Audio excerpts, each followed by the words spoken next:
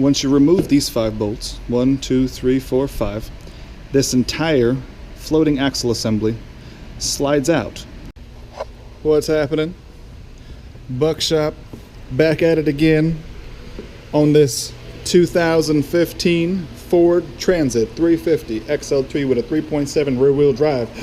Say that 5 times fast. Alright, so what we're working on today is, if you've seen the last video, we did the front brake pads and rotors just to remove the components, not to install the components, and today we're working on the rear brake pads and rotors.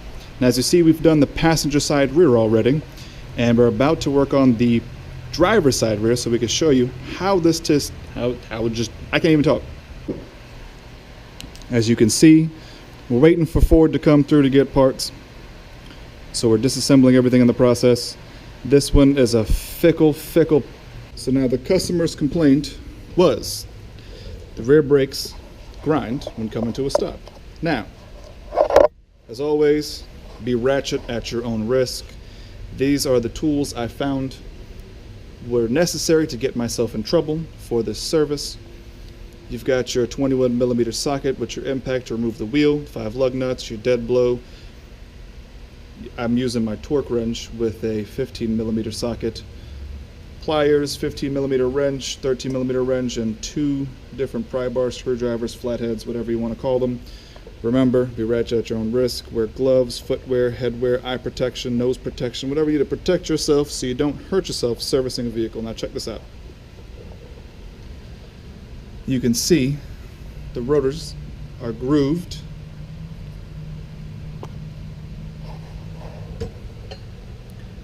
They're grooved, and if you look on the inside in here,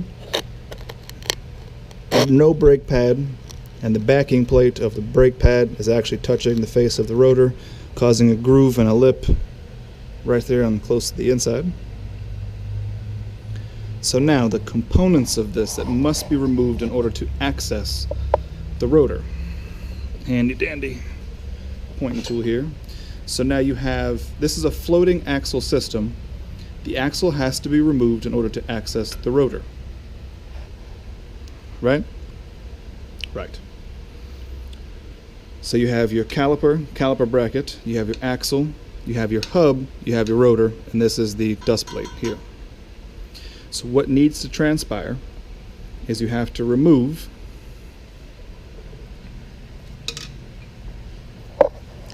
just like the front, you have to remove the caliper and the caliper bracket, and that's held in by 13mm bolts for the outside caliper bracket. Sorry, caliper. I'm getting ahead of myself. This has to be removed. This next one down here has to be removed. And then you got 2 for the anchor plate, backing plate, head plate, whatever you want to call it.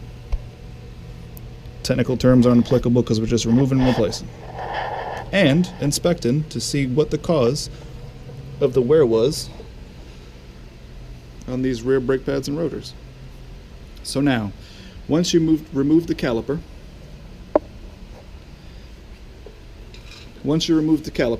caliper bracket, you have to remove these 5 bolts, 1, 2, 3, 4, 5.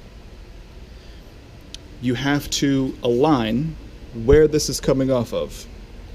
So mark here and mark here with a white pen, a paint marker, or a Sharpie, whatever you choose. Align it here on a couple of spots because this must go back in the same way it comes out.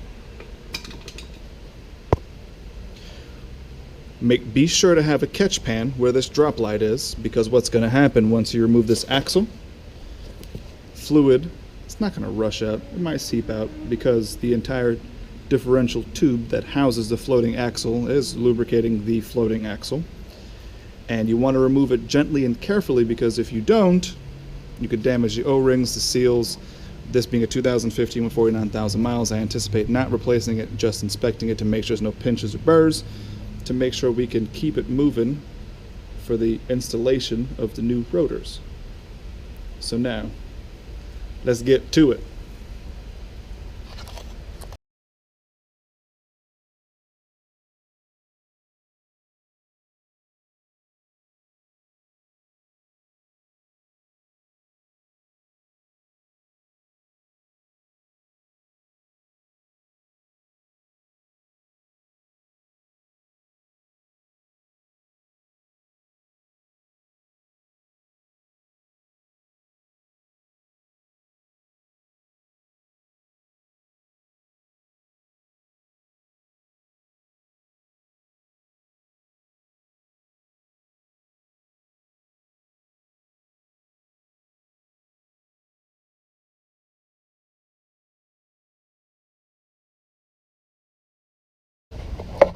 Now that the caliper is suspended, so the hose doesn't have any pressure on it,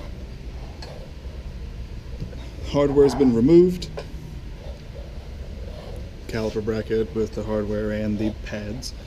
Now the next step would be to loosen these 5 bolts on the hub face that hold the axle in place.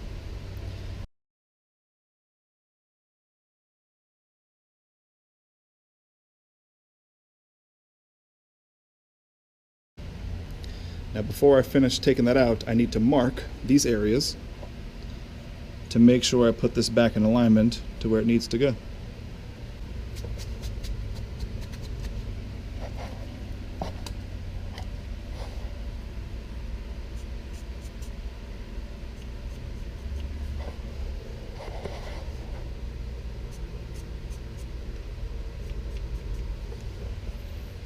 As I remove this, I just want to make sure it goes back in how it came out.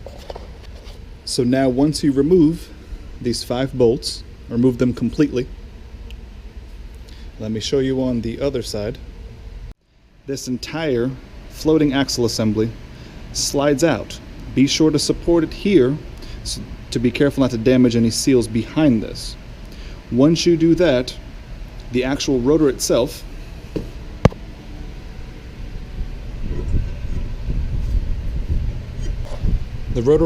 will actually spin where these grooves here, they will line up with the hub so that once the axle is taken out, you can slide the rotor over it and replace it.